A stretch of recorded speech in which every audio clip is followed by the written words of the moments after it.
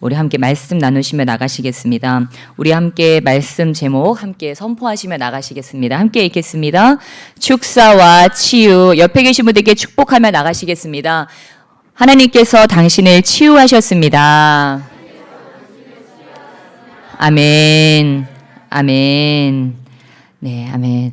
예, 우리 주님께서 오늘도 저희를 온전하게 하시고 우리를 깨끗게 하시고 오늘도 우리를 강건하게 하심을 믿습니다.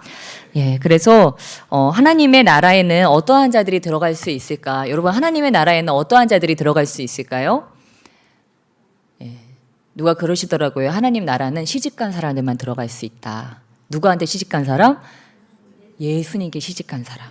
예수님이 신랑이시고 세례 요한이 그 신랑에게 그 신부를 이렇게 소개시켜줘가지고 그 시집 보내면서 그 기뻐하는 신랑의 친구의 그런 기쁨이 세례 요한에게 있었다고 했습니다. 무엇입니까? 저와 여러분을 우리 하나님께서는 뭐예요? 신부로 맞아들이기 원하신다고 하는 겁니다. 예, 여러분 결혼하신 분도 계시고 또 앞으로 결혼하실 분들도 계시겠지만 신랑과 신부는 어떤 관계입니까? 예, 사랑하는 관계. 지금 말씀들이 잘 안 나오세요. 지금 내 집에 사는 사람과 지금 관계가 그렇지 않으셔서 그런지 모르겠는데, 예, 신랑과 신부는 원래 사랑하는 관계죠. 사랑하는 관계라서 딴 집 살다가 지금 한 집으로 이렇게 합쳐지기까지는 이렇게 보통 일이 아닙니다. 제정신으로는 그런 일이 가능하지가 않아요. 정신이 나가야지만 가능합니다. 진짜 죽기 아니면 까무러치기처럼 정신이 나가야지. 또 요즘들은 얼마나 또 살기가 좋습니까? 살기 좋은데 그럼에도 불구하고 왜 결혼합니까? 그 불평 감수하면서 왜 결혼합니까? 너무 좋아가지고 그냥 검은머리 팥불이 될 때까지 죽을 때까지 함께하고 싶어서 시집가고 장가가는 거지 않겠습니까? 예, 그런데 하나님께서는 뭐예요? 예, 이 땅에 오셔가지고 너 참 마음에 든다.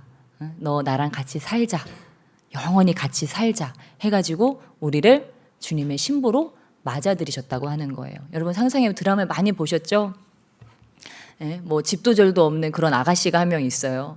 그런데 회사에 들어갔죠. 회사에 들어갔는데 웬 또 신입 말단 사원이 한 명 있어요. 멀끔하게 생긴 신입 말단 사원이 하나 있어요. 나중에 알고 보니까 뭐예요? 예, 재벌집 저희 아들이에요. 그래서 그 아가씨가 집도 절도 없고 아무것도 없고 집에도 뭐 아무것도 없고 뭐 배경도 없고 그런데 그 재벌집 그 막내 아들 만나가지고 갑자기 사모님이 돼버리지 않습니까? 그래서 결혼하고 나면 어떻게 돼요? 그냥 그 집으로 그냥 쑥 들어가는 거예요. 그래서 그때부터 이렇게 사모님으로 고상한 삶을 살아가게 됩니다. 물론 풍파가 있죠. 거기에 기다리고 있는 또 풍파들이 있지만 대부분은 드라마 안에서는 다들 잘 이겨나가고 또 이렇게 행복하게 살아갑니다. 무엇입니까? 우리의 삶도 마찬가지입니다. 우리 하나님께서 저와 여러분을 와서 딱 보시고 그래 내가 내 아내 삼자, 너 내 신부 삼자, 너 참 사랑스럽구나 하고서 이렇게 우리를 맞아들이시는데 거기에는 아무 조건이 없어요. 뭐 여러분이 한번 상상해 보세요. 여러분이 내가 아이를 낳는데 그 아이가 뭐 장애가 있다든지 아니면 오체 불만족이든지 여러분 만약에 그러면 여러분은 그 아이를 갖다 버리시겠습니까? 아니죠. 뭔가 부족함이 있으면요 마음이 더 쓰이는 거예요. 보통은 그렇습니다. 마음이 더 쓰여서 장애를 가진 친구들의 그런 부모님들의 꿈은 그거라고 하시더라고요. 그 아이보다 하루만 더 사는 것. 그래서 그 아이가 정말 마지막까지 편안하게 그 아이 곁을 지키다가 가는 것이 그 부모님들의 소원이라고 하더라고요. 예, 그러니까 우리 주님이 뭐가 잘나서 우리를 선택하고 뭐가 이뻐서 우리를 선택하고 뭘 잘해서 우리를 선택한 것이 결코 아니라고 하는 사실입니다. 그러니까 우리는 주님 안에 들어왔는데 내가 잘났네, 내가 못났네, 저 사람은 나보다 잘났고 나는 저 사람보다 뭐가 못하네, 누구는 잘 살고 나는 못 살고 나는 이렇게 성격이 못났고 누구는 성격이 좋고 이런 거 가지고 따질 필요가 없다고 하는 거예요. 그 재벌집 둘째 아들이 그냥 그 여자의 그냥 순박함이 좋아서 그 화려한 생활을 하다가 그냥 그 여자의 그런 보잘것없는 것이 좋아서 마치 사랑에 빠지듯이 뭐 누구보다 나은 것이 없는데 그런 것과 같이 주님은 우리가 뭐가 잘나고 뭘 잘해서 우리를 사랑하신 것이 아니라고 하는 거예요. 저와 여러분이 지금 이 교회에 여기 앉아 있습니다. 부흥의 날 이렇게 앉아 있는데요. 이게 보통 일이 아닙니다. 주님이요 여기까지 데려오는 데는요 주님이 진짜 애쓰셨을 거예요. 만세 전부터 저와 여러분을 택하셔가지고 딱 점 찍어서 여기까지요 데리고 오신 거예요, 주님이. 어떻게 우리가 주님을 믿습니까? 어떻게 주님을 알고 여기까지 오고 이 좋은 날, 이 봄에 꽃 피고 새 지저귀는 이 날 어떻게 저 밖에 나가지 않고 우리 젊은 청춘들도 얼마나 많아요. 뭐 한가해서 여기 온 거 아니잖아요, 그렇죠? 다 애인도 있고 친구도 있고 또 나가고 싶은 열정도 있고. 그런데 우리 어르신들도 얼마 좋습니까? 산으로 들로 요즘에 막 놀이들 하러 꽃놀이 하러 막 다니시고 지금 봄놀이 하러 다니시고 그러실 텐데 왜 오셨습니까? 나를 그 부르신 주님 만나러 오심을 믿습니다. 그렇다면 저와 여러분도 정말 이렇게 힘듦에도 불구하고 여기까지 왔어요. 그럼 우리 주님은 왜 우리에게 부흥회를 명하셨을까요? 우리에게 방문하시기 위해서. 우리의 삶에 방문해 주시기 위해서, 이곳 가운데 방문해 주시기 위해서, 우리의 삶의 모든 그늘진 곳 가운데, 눈물 골짜기 가운데 우리 성령 하나님께서 방문하셔서 그 모든 눈물을 닦이시고 우리를 자유케 하시고 우리 가정을 치유하시고 회복하시고 우리 속사람을 다시 한번 강건하게 만드시고 다시 한번 우리가 하나님과 연합되어져서 놀라운 기적 같은 삶, 천국 같은 삶을 다시 살아갈 수 있도록 해주시려고 우리를 자유케 하시기 위해서 너희 심령이 부흥해라. 뭐예요? 심령 대부흥회. 우리의 심령이 부흥해야 될 줄 믿습니다. 여러분, 우리 마음 가운데 성령님이 걸어 들어오시면 여러분 우리 마음은 부흥됩니다. 우리의 모든 것들은 다 해결됩니다. 모든 문제들은 다 사라지게 됨을 믿으시길 주님의 축원합니다. 모든 악령들은 쫓겨나가게 됨을 믿으시길 주님의 축원합니다. 우리 삶의 모든 문제들과 모든 흑암의 영들이 끊어졌음을 주님의 이름으로 선포합니다.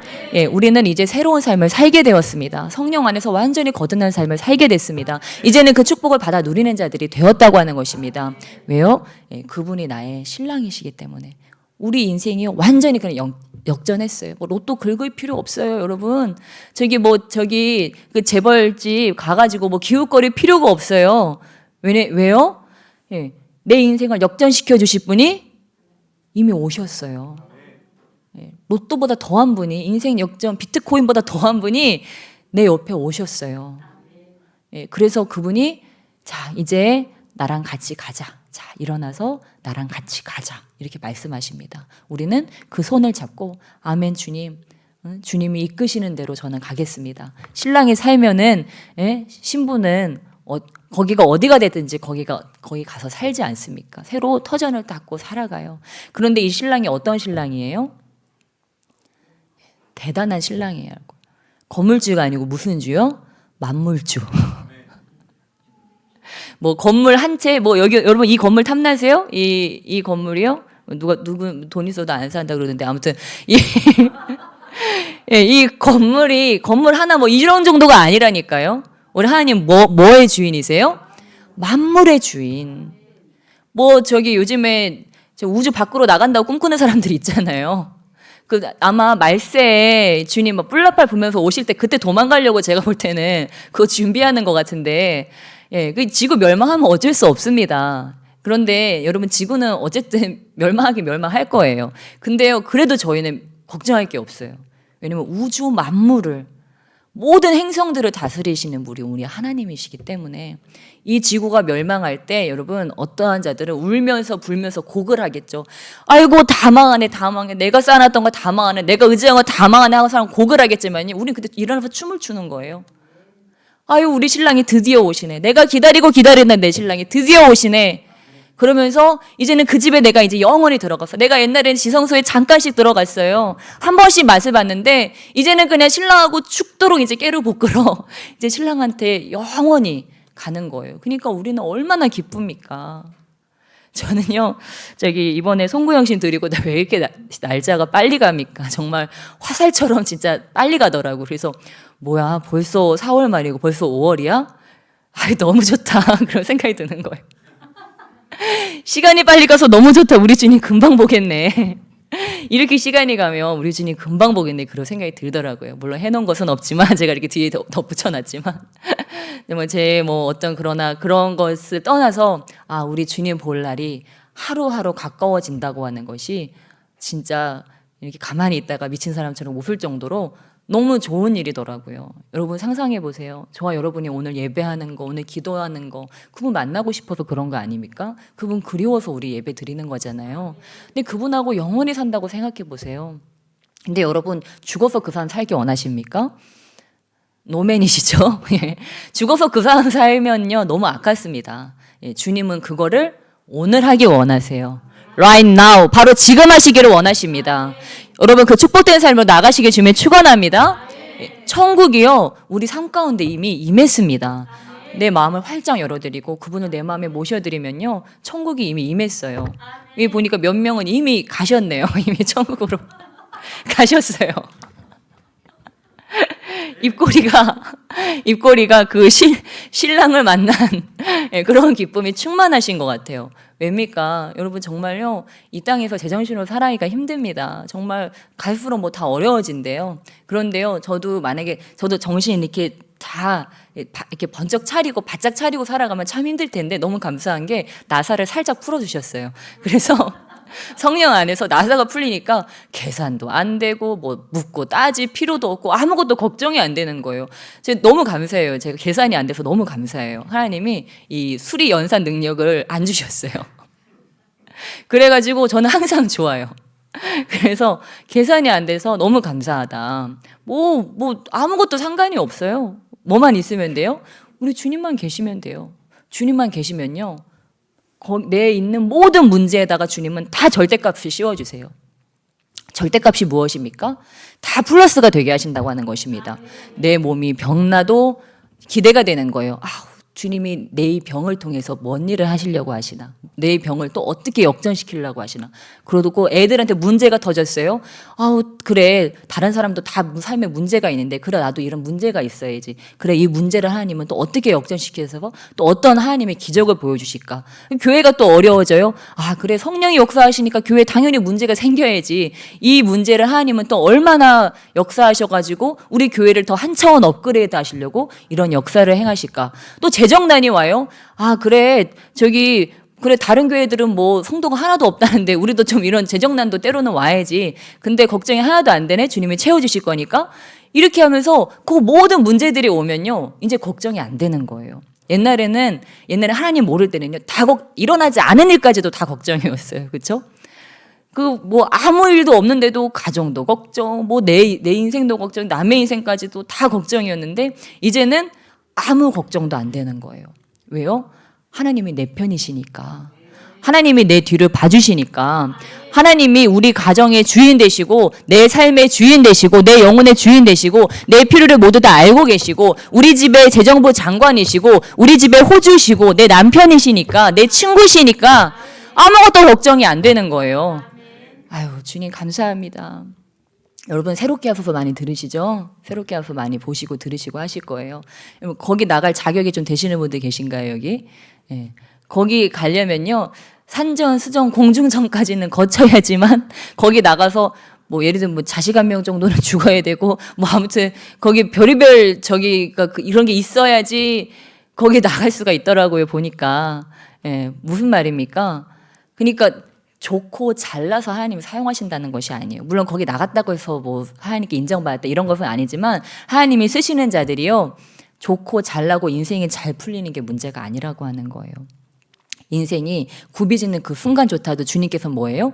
일하시고 계시다라고 하는 것들을 깨닫는 자들, 그게 끝이 아니고 바로 그때가 하나님의 놀라운 역사의 시작이라고 하는 것들을 깨닫는 자들은요 사단이요 어떻게 할 수가 없어요. 그러한 자들은 고난조차도 약재료로 써가지고 그거를 발판으로 해서 딛고 일어나는 자들은요 세상이 감당을 못하는 자들이고 사단도 어떻게 밟을 수가 없는 자들입니다. 그러한 자들은 바로 예수님께서 그 뱀의 머리를 밟으신 것과 같이 자신의 문제를 밟고 일어나서 하나님께 영광 돌리는 자들. 성경엔 다 그러한 자들의 이야기가 아니겠습니까?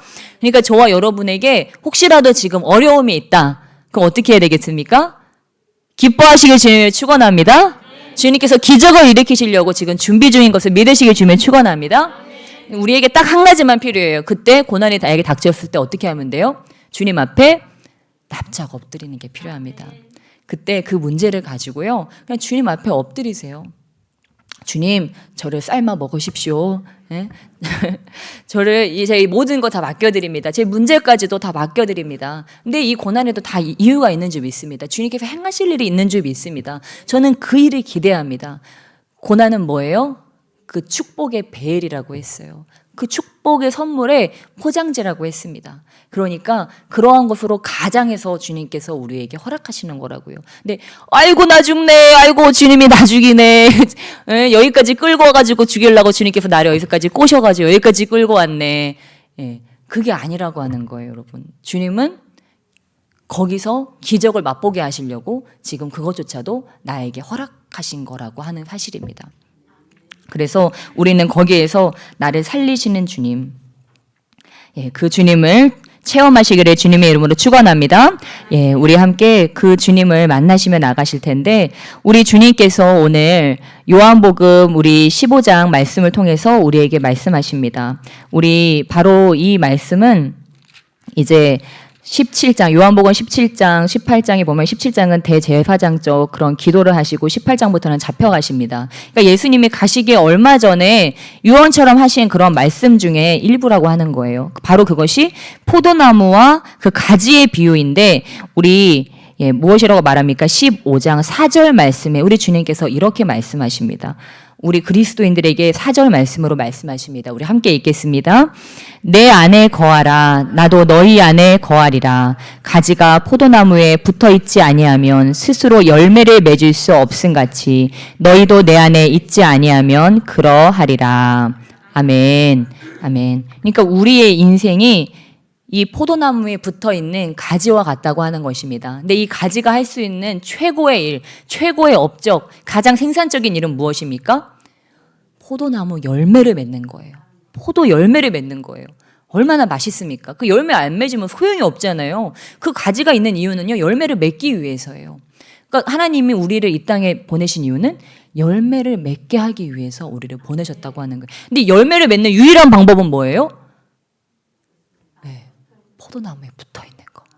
예수님께 붙어있는 것밖에 방법이 없어요. 그러니까 여기 계신 분들은 정말 지혜롭고 인생을 제대로 사시는 분들이죠. 왜냐하면 예수님이 포도나무라는 것을 깨닫고 가지들이요, 담대함으로 지금 나무에 붙어있으려고, 어떻게든 붙어있으려고 지금 안간힘을 쓰는 거예요. 아 그래, 나 맞아. 세상 사람들은 성공을 향해서 나아가지. 부와 명예와 부귀영화를 향해서 나아가는데 내 인생의 성공은 주님 안에서의 성공이다. 내 인생의 마지막은 성령 안에서의 성공이다. 예수님께 어떻게 하면 붙어 있을까? 그거를 위해서 우리가 지금 나아가는 거예요. 그러니까 예수님이 내 안에 거하라. 그러면 어떻게 하신다고요? 나도 너희 안에 거하겠다.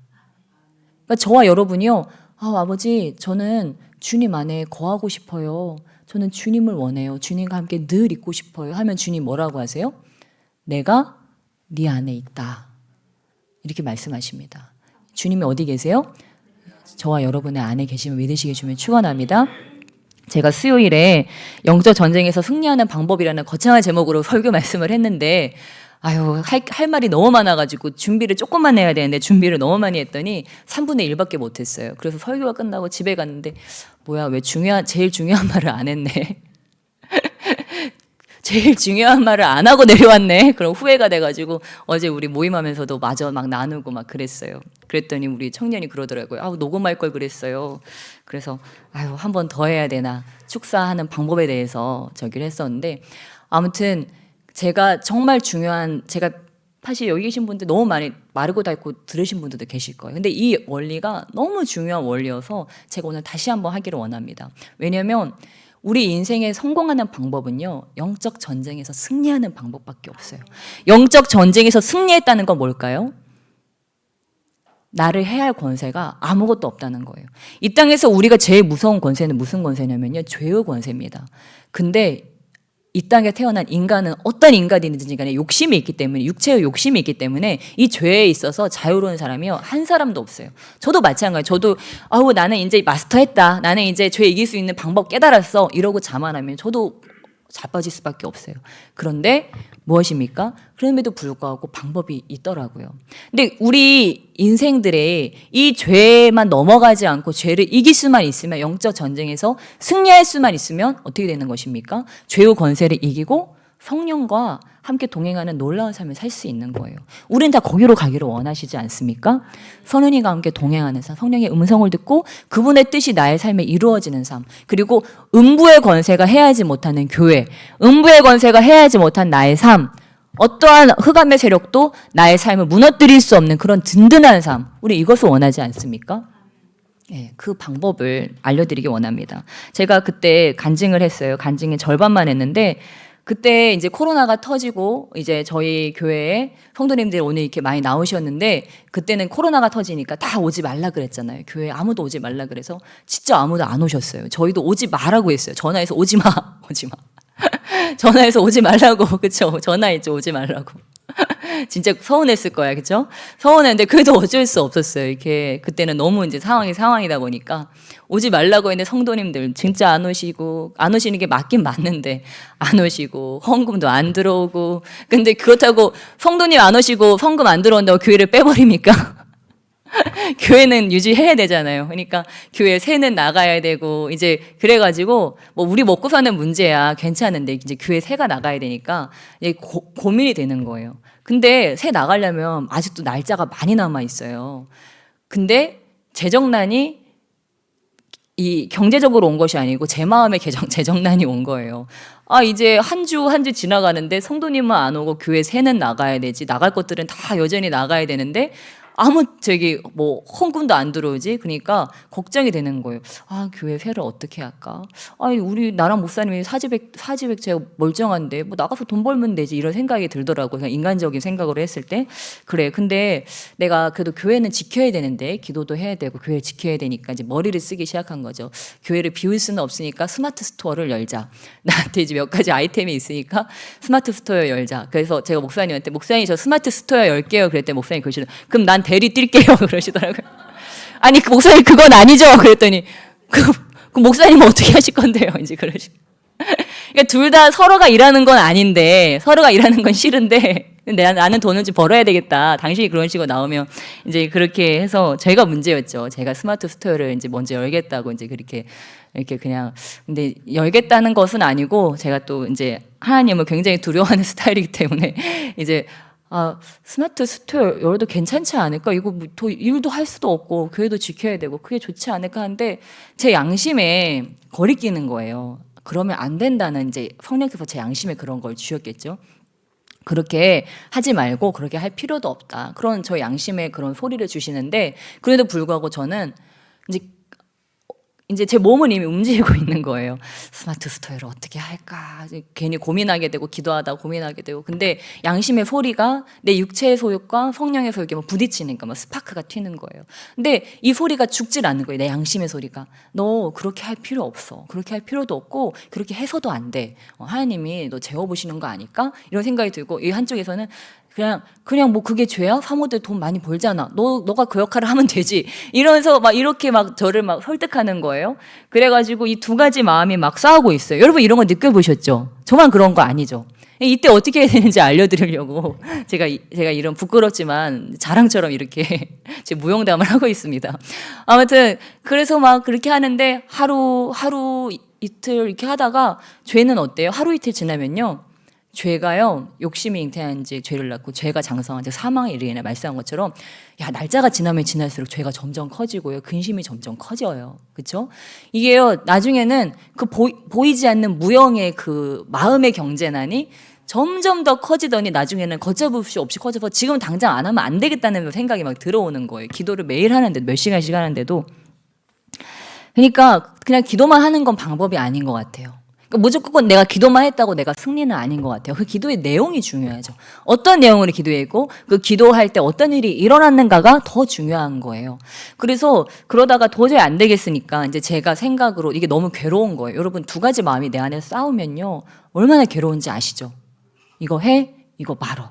해, 말어 하는데요, 막 나중에는요, 막 머리가 막 터져 나갑니다. 그래서 제가 뭐 물어볼 게 주님밖에 없잖아요. 그래도 내 인생을 맡긴 게 주님이니까 그냥 강단에 딱 엎드려가지고 주님께 기도하기 시작하는데, 어떤 기도를 했냐면, 아버지, 저 진짜 그냥 저 이제 생각하는 게 너무 괴롭습니다. 아버지 지금 제 머릿속에 이 생각밖에 없어요. 근데 너무 저 괴롭고 저 너무 힘듭니다. 주님 저 이 생각을 더 이상 하지 않게 해주세요.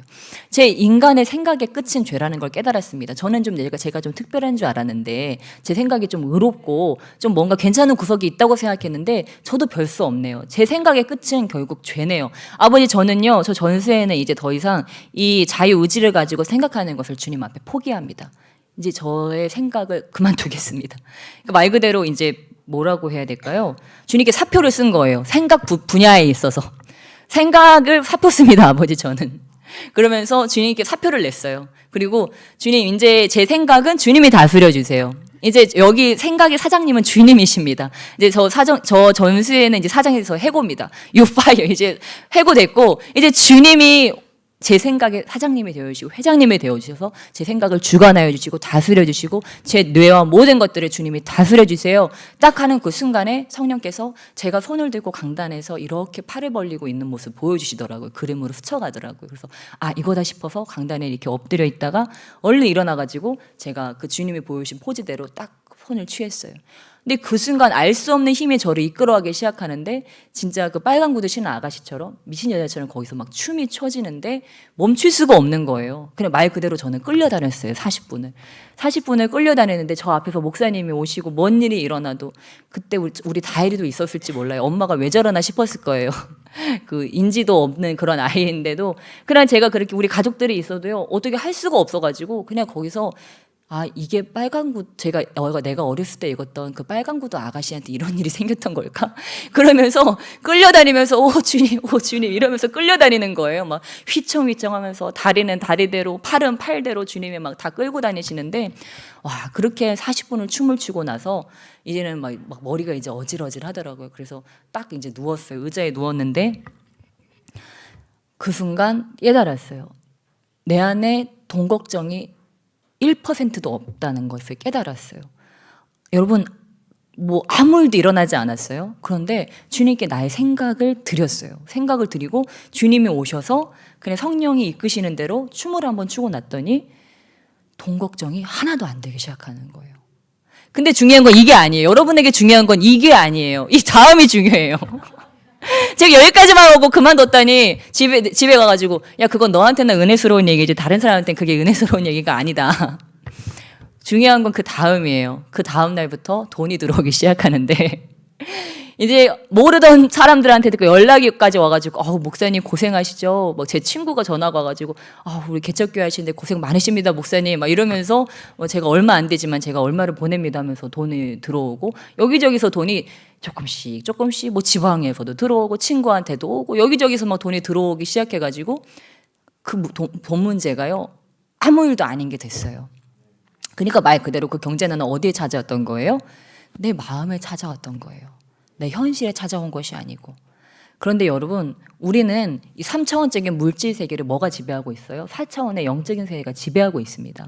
영혼이 잘된 같이 범사에 잘되고 강건해지는 거예요. 그러니까 영적인 세계에서 이게 깨어진 거예요. 악한 영이요 이걸 다 알고 있잖아요. 우리의 삶에 이런 시험과 고난이 닥쳐옵니다. 마음의 재정난이 닥쳐오기도 하고 마음의 질병의 두려움이 닥쳐오기도 하고 마음의 그런 이제 나 인생 끝났네 이런 두려움이 막 아무것도 일어나지도 않았는데도 나의 삶에 두려움으로 그런 게 막 찾아올 때가 있어요. 그런데 그때 어떻게 합니까? 그때 하나님을 선택하는 거예요. 주님, 내 인생의 주인은 주님이십니다. 주님이면 됩니다. 주님께서 모든 것을 책임져 주십니다. 내 생각으로 계산하면요 아버지 계산이 안 되는데요. 근데 주님께 맡겨드려 버리면 갑자기 그 고민이 아닌 게 돼버리는 거예요. 성령에 충만해지면요. 내가 세를 내야 되고 내가 관계에 어떤 문제가 있고 내가 회사에서 잘리고 이게 아무 문제도 안 되는 거예요. 왜요? 성령께서 나의 생명을 책임지시니까. 그래서 그때부터 재정 문제가 해결되어졌어요. 근데 저한테는 이게 그렇게 큰 문제는 아니에요. 왜냐면 이거는 늘 일어나는 일이었으니까요. 그냥 문제를 주님께 맡겨드리면 문제 당연히 해결되는 거 아닙니까? 이게 특별한 일. 그래서 어제 그때 수요일에 얘기를 안 했던 건데 근데 이거 꼭 얘기해야 된다는 그런 마음이 있어서 이렇게 얘기를 했습니다. 근데 더 큰 문제는 사실 그게 아니었어요. 그때부터 제 삶에 영적인 돌파가 일어나기 시작했어요. 하나님께서 그걸 통해서 영적인 비밀을 알려주셨던 거예요. 그러니까 저는 예수님 믿으면서도 자기를 부인하고 십자가를 지고 주님을 따르는 삶이 뭔지에 대해서 잘 모르고 있었던 것 같아요. 그냥 저는 그냥 죽으면 되는 줄 알았어요. 그래서 맨날 어떻게 죽지? 그러니까 그 죽는다고 하는 게 그냥 주님 안에서 내가 어떻게 죽지? 내 혈기가 죽고 내 육신이 죽고 이게 어떻게 죽지? 맨날 그 죽는 방법을 고민했는데 이 육신의 생명이 죽는 것이 아니고 내 영이 하나님께 완전히 지배당하는 방법을 이제 그렇게 있었는데 그때 깨달은 거예요. 내 생각과 나의 삶의 주도권을 완전히 주님께 드려버리는 것이구나. 완전히 주님께 믿고 맡겨드려 버리는 것이구나. 그거를 그때 깨달은 거예요. 근데 여러분 그렇게 되려면 어떻게 돼야 되냐면요. 어제도 우리 청래가 나눴지만 잠언 3장 5절 6절 말씀과 같이 너는 내 명철을 의지하지 말아라. 내 명철을 의지하지 말고 여호와를 의뢰해야 되는데 내 명철을 의지하지 않는 게 중요해요. 근데 중요한 건요. 저처럼 약간 똑똑한 척하는 사람들, 똑똑하다고 착각하는 사람들은요. 내 명철을 의지하지 않는 게 참 어려워요. 이런 방법이 보이거든요. 야, 네가 나가서 돈 벌면 되잖아. 너 뭐 이렇게 하면 되잖아. 너 이렇게 방법 쓰면 되잖아. 이런 게 계산이 나와버리기 때문에 나한테 좀 지혜가 있다 하는 사람들은요. 여호와를 100% 의지하는 게 어려워요. 한 30% 50%는 되는데요. 100% 의지하는 게 어려워요. 그럼 어떻게 해야 될까요?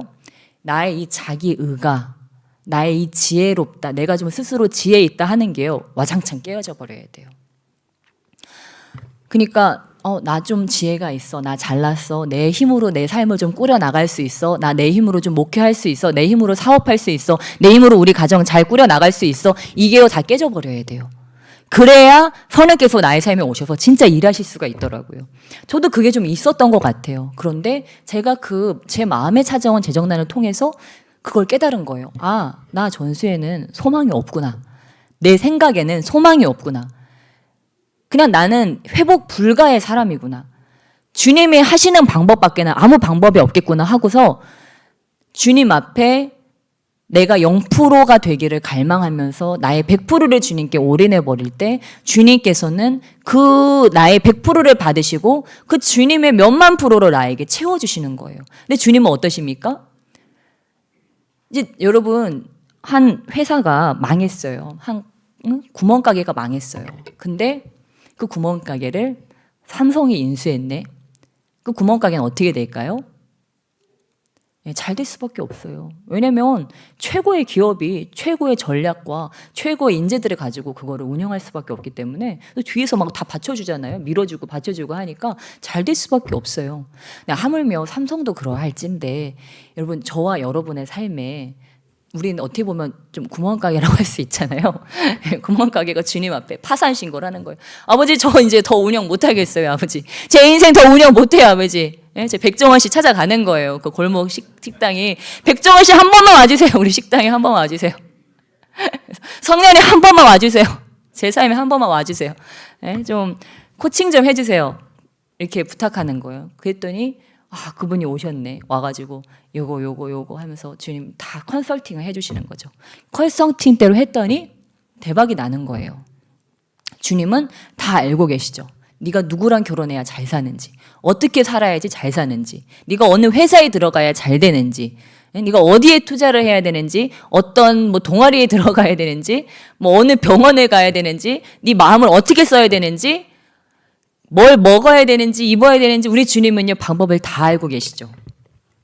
그래서 우리 주님은 다 알고 계시니까 그 주님께 나를 맡겨드리는 거예요. 그러니까 이러한 자들은요 어리석어서 그걸 하는 게 아니고요 진짜 약아서 진짜 뱀처럼 지혜로워서 이 일을 하는 것입니다. 주님께 자신을 맡겨드리는 사람들은요 이게요 진짜 이게 계산이 빨라야지 영원까지 이게 계산이 되면요 영원까지 보장된 삶으로 가는 건요 진짜 지혜 있는 자들만 이걸 할 수 있어요. 여러분 요 세상에서 요 잠깐 길면 70, 80 요 인생만 바라보십니까? 아니 영원한 삶까지 바라보십니까? 팡세를 썼던 그 수학자가 이렇게 얘기했어요. 우리 인생이 내가 죽었는데 천국과 지옥이 있을 가능성이 50대 50이다. 50%의 가능성으로 나는 천국과 지옥을 갈 수도 있는 거예요. 죽었는데 아무것도 없을 수도 있고 죽었는데 천국 아니면 지옥에 있을 가능성이 50%라고 하는 거예요. 그러면 당신은 어떤 인생을 살 거냐? 죽었는데 진짜 천국 지옥에 있어 버리면 그거 큰일 나는 거잖아요. 근데 그 50%의 확률로라도 내가 그것을 준비하며 살았다면 그것은 성공이잖아요. 죽었는데 진짜 그거 뭐 간 사람한테 물어볼 수도 없고. 예. 근데 여러분, 저는 갔다 온 사람들 알고 있습니다. 갔다 온 사람들 알고 있는데요. 이거는 뭐 그건 수학자니까 그냥 설득하려고 이렇게 얘기한 거고요. 갔다 온 사람들 얘기 들어봤는데 진짜 있어요, 여러분. 있다는 거를 믿으시기 좀 축원합니다. 제가요 저기 어리석어가지고 공부 못해서 여기 서 있는 게 아니에요. 그거 다 알아가지고 그 세계를 다 체험해서 귀신도 체험하고 천사도 보고 예수님도 보고 천국과 지옥의 맛까지도 제가 다 봐서 여기서 지금 이 말씀을 전하는 겁니다. 저와 여러분은요 거기를 꼭 가야 돼요. 근데 죽어서 가지 마시고 오늘 거기 가야 돼요. 왜냐면 우리 인생이 너무 아깝거든요. 그래서 저와 여러분이 이제 알았죠. 근데 그러고서 성령께서 제 삶에 영적인 돌파를 일으켜 주셨는데 그 다음부터 어떤 일이 일어났냐면 이제 성령의 음성이 저에게 느껴지는 거예요. 그전에는 성령의 음성을 분별하는 게 저도 참 어려웠어요. 이렇게 어떨 때는 확실하게 느껴지고 어떤 때는 확실치 않아가지고 이렇게 알쏭달쏭할 때가 있었는데 성령님께 저의 생각을 들여버리고 난 이유는 그냥 길 가다가도 성령님께서 어떤 마음을 주시고 어떤 생각을 주시고 이게 가만히 앉아있는데 제 마음에다가 누가 이렇게 막 얘기하는 것들이 이렇게 들려지기 시작하는 거예요. 그래서 아 이거구나. 아 이래서 내가 아는 그 막 목사님들이 그냥 그렇게 쉽게 성령의 음성을 듣는 거였구나. 그거를 그때부터 체험하기 시작하면서 제가 이렇게 신앙생활을 하게 되는데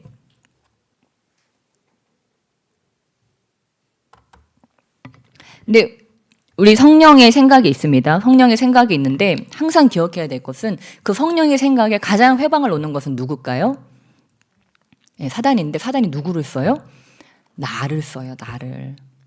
그러니까 우리가 이 성령의 음성을 들을 때 사단의 음성은 알죠, 우리가. 아주 꿰있는 그런 속이는 그런 음성이에요. 근데 그러면 뭐가 있어요? 나라는 존재가 있으니까 저와 여러분은 내 스타일이 무슨 스타일인지 알잖아요. 나는 어떤 스타일을 좋아하고 어떤 방식으로 말하는 거, 어떤 생각으로 어떤 스타일을 선호하는 스타일이 있다는 걸 알잖아요. 그렇다면 저와 여러분이 내 스타일이라고 하는 것 때문에 내 욕심이라고 하는 것 때문에 이 자꾸 사단한테 휘둘린다고 하는 거예요. 그런데 사단한테 휘둘리지 않는 방법은 뭘까요? 욕심이 없는 삶.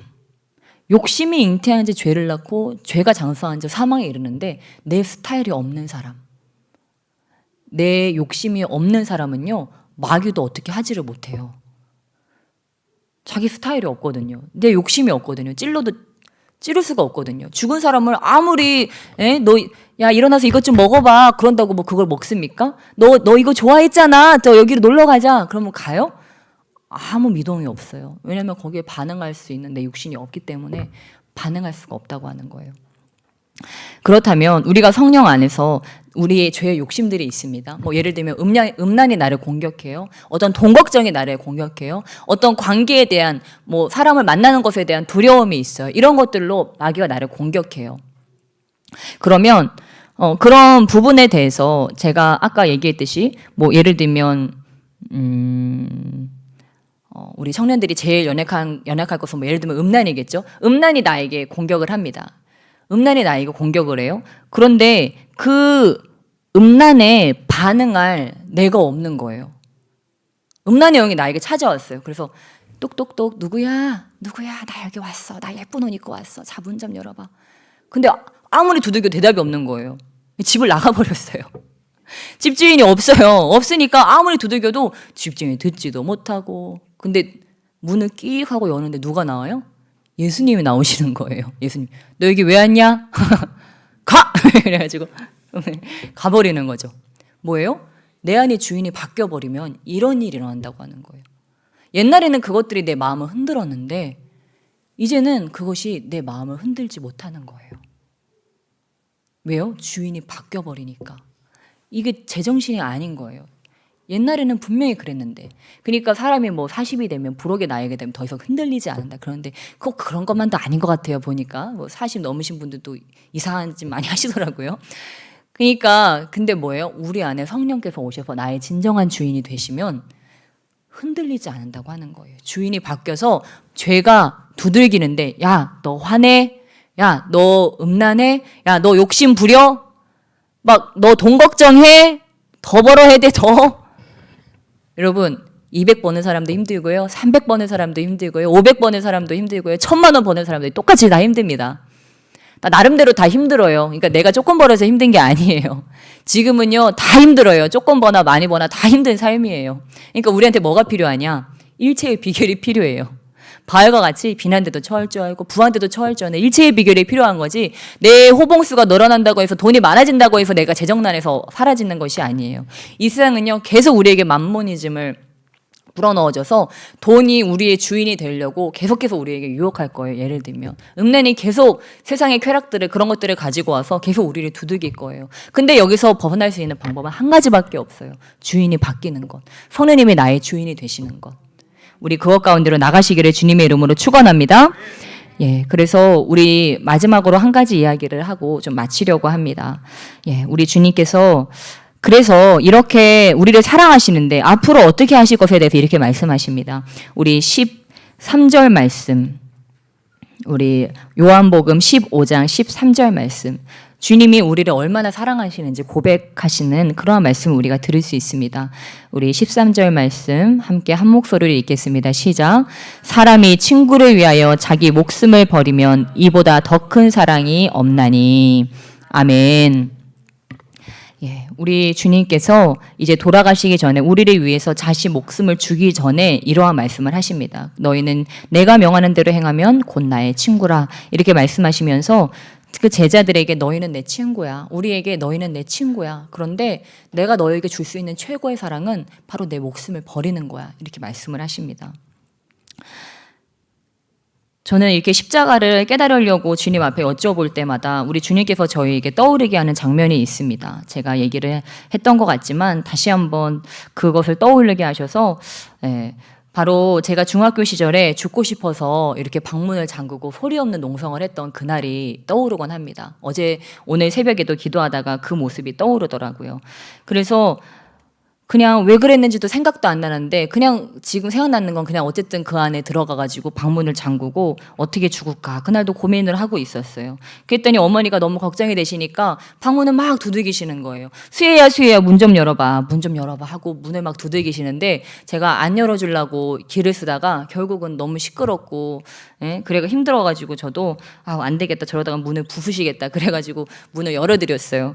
그래서 문을 열어드렸는데 이제 제 앞에 앉으셔가지고 무슨 아무 논리도 없이 그냥 저한테 그런 말씀을 하시는 거예요. 너 죽으면 나도 죽어. 눈이 빨개지셔가지고 너 죽으면 나도 죽어 라고 이렇게 얘기를 하시는데 이제 그 장면이 생각이 나는 거예요. 저는 예수님을 생각하면 자꾸 그 장면이 생각이 납니다. 근데 그때는 그게 무슨 말인지 저는 몰랐어요. 그게 중학교 시절이었으니까 제가 문해력이 없어서 그런 말을 모르는 것이 아니고 잘 몰랐어요. 그 말이 무슨 뜻인지. 근데 지금 생각해 보니까 그 말이 이제 이 말로 들리더라고요. 너는 내 생명보다 더 귀해. 저희 어머니가 좀 더 세련된 분이셨으면 이렇게 말씀하셨을지도 모르겠어요. 근데 그냥 제가 잘 알아들으라고. 너 죽으면 나도 죽어. 이렇게 말씀해 주셨는데 맞아요. 우리 어머니는 정말 그러셨던 것 같아요. 정말 어머니 생명보다 정말 저를 더 사랑하셨어요. 근데 저는 그거를 믿지 못했어요. 어머니는 늘 그러셨지만 저는 어렸을 때 그거를 믿지 못했어요. 늘 의심하고 늘 불신하고 늘 오해했어요. 엄마는 나를 사랑하지 않아 라고 생각했어요. 엄마는 나보다 오빠를 더 사랑하고 나는 엄마에게 그렇게 중요한 존재가 아니야. 그러니까 나는 죽어 없어져 버려야지. 이런 생각을 늘 하고 살았어요. 근데 저희 어머니는 늘 진심이셨다고 하는 것을 제가 아이를 낳고 나면서 더 깨달았고 또 다행히도 주님을 만나기 전에 그것을 저는 다행히도 깨달았습니다.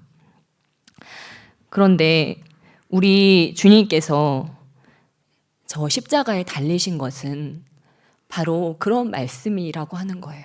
너 죽으면 나도 죽어. 너가 죽느니 내가 죽는 게 낫다 하고 주님은 어떻게 하셨어요? 그냥 먼저 죽으셨어요. 우리 주님이 저 십자가에서 하신 말씀은 너는 내 생명값이야. 너는 내 생명보다 더 귀해. 라는 말씀을 하시고 싶으셔서 주님은 저 십자가에서 죽으셨어요. 누군가 나에게 와서 사랑해라고 1000번을 이야기하는 것보다 우리 주님은 그 더 진하게 자신의 피로 그것을 우리에게 고백하셨어요. 너는 내 생명보다 더 귀해. 그래서 예수님이 자신의 피로 쓰신 말이 사랑해가 아니고 십자가예요. 우리에게 그냥 사랑해라고 하면 우리가 못 깨달으니까 아무리 말을 해도 나를 사랑한다는 것을, 하나님이 나를 사랑한다는 것을 깨닫지를 못하니까 주님이 그냥 거기다 자기 몸을 찢으신 거예요. 주님이 가진 채찍과 피를 거기서 흘리신 거예요. 너희가 그렇게 못 믿겠으면, 내가 너희를 그렇게 사랑하고 너희한테 천국까지 주고 내 모든 걸 다 준다고 하는 것을 못 믿겠으면 이걸 보고 믿어. 내 아들을 내가 이렇게 갈갈이 찢을 정도로 너희를 사랑해. 내 아들을 너희에게 줘도 하나도 아깝지 않을 정도로 너희를 사랑해. 내 생명보다도 너를 더 사랑해. 그러니까 내가 너를 이렇게 사랑하는 걸 믿고 이제는 평안을 누려. 두려워하지 마. 내가 너를 이렇게 사랑하고 있는데, 내가 너한테 이렇게 너를 아끼고 있는데 뭐가 두렵니? 우리 주님은 자, 나한테 다 맡기자. 내가 다 책임져 줄게. 너 이 생에서의 삶, 내세에서의 삶까지 내가 다 책임져 줄게 하고 주님께서는 오늘도 저 십자가를 통해서 이렇게 말씀하고 계십니다. 여러분, 이것을 꼭 믿으시기를 주님의 이름으로 축원합니다. 이 사랑을 절대 의심하지 마세요. 우리 주님께서 그 피로 고백한, 자신의 몸을 찢으면서 고백한 그 사랑을 의심하고 불신하는 것은 우리 아버지를 2번 죽이는 거예요. 믿어지지 않는다면 주님 제발 믿어지게 해주세요. 주님이 나를 위해 그 몸 찢으신 것이, 그 피로 쓰신 십자가의 사랑을 주님 믿어지게 해주세요. 우리 그렇게 고백하시면서 성령께서 우리에게 말씀하셨습니다. 예수님 우리에게 말씀하셨어요. 구하는 자에게 성령을 주시지 않겠느냐? 성령을 주시지 않겠느냐? 오늘 주님께서 우리에게 찾아오시기로 작정하셨습니다. 우리는 그냥 내 마음의 문만 열어드리면 돼요. 그러면 그분이 내 마음으로 걸어 들어오십니다. 오늘 그 주님을 사모하심으로 우리 함께 기도하시며 나가시겠습니다. 우리 이 시간 함께 기도하실 때 그 주님 내 안에 오시옵소서. 아버지, 그 주님의 그 피 묻은 십자가를 내가 이 시간 바라봅니다. 주여, 내 안으로 이미 오신 주님, 이곳을 거니시는 주님, 아버지 내 안으로 걸어 들어오시옵소서. 나의 삶으로 걸어 들어오시옵소서. 우리의 두 손을 들고 우리 주여 일창하시며 간절함으로 기도하며 나아가시겠습니다. 주여!